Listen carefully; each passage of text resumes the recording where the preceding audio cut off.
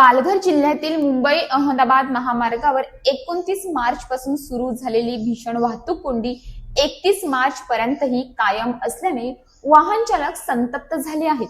सलग 3 दिवस नागरिकांना प्रचंड त्रास सहन करावा लागत असून परिस्थिती हाताबाहेर गेल्याचे चित्र आहे. मुंबई वाहिनीवरील वरई उड्डाणपुलाच्या दुरुस्तीच्या कामामुळे ही कोंडी निर्माण झाली आहे. वरई ते सकवार दरम्यान सुमारे 10 किलोमीटर पर्यंत वाहनांच्या लांबच लांब रांगा लागल्या आहेत. विशेष म्हणजे ही कोंडी केवळ एका बाजूला मर्यादित नसून मुंबई आणि गुजरात या दोन्ही वाहिन्यांवर मोठ्या प्रमाणात वाहतूक ठप्प झाली आहे. 29 मार्च पासून सुरू झालेल्या या समस्येवर अद्याप कोणताही ठोस उपाय दिसत नाही. दररोज हजारो वाहन चालक तासनतास रस्त्यावर अडकून पडत आहेत.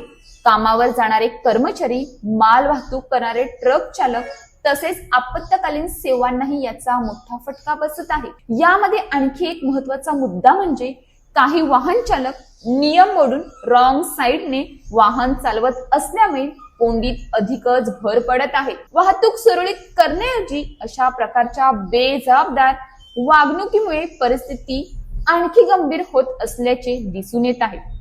महामार्ग पोलीस घटनाचे असले तरी वाहतूक सुरळीत करण्यात त्यांना अपयश येत आहे.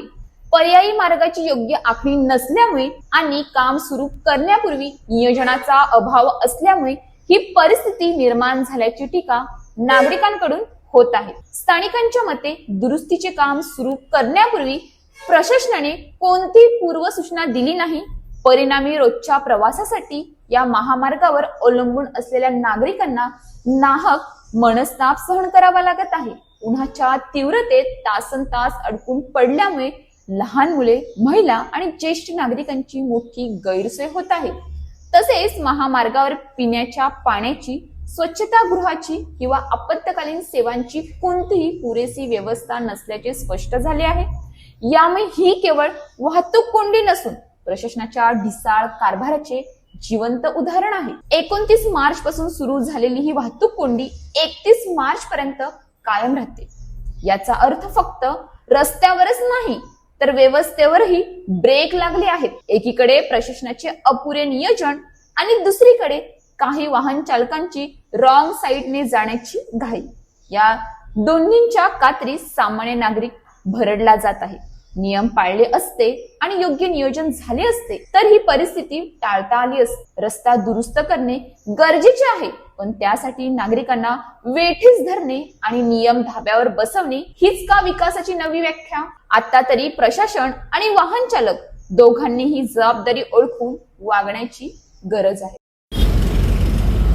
ये रॉन्ग साइड से गाड़ी आ रही है जिसकी वजह से जाम है, और ये जो जाम लगा है मनोर की तरफ जाने वाली गाड़ियाँ, इनको भी आगे रॉन्ग साइड वालों ने जाम करके रख रखा है.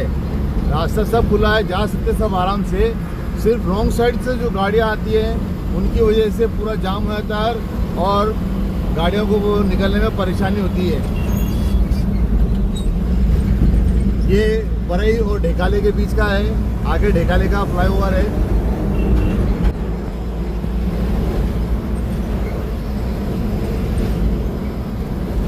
वरई के यहाँ पर पूरा जाम हो रहा है.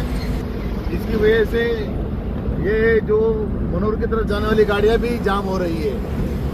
रॉन्ग साइड वाले अगर नहीं आए तो लाइन आराम से चल सकती है, ट्रैफिक जाम नहीं होगा.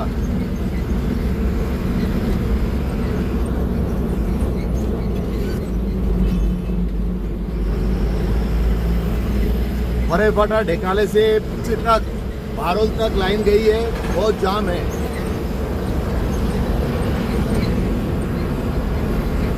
फिलहाल वसई से मनोर तक आने के लिए ट्रैफिक जाम है और वरई से वसई जाने के लिए लाइन फ्री है अभी.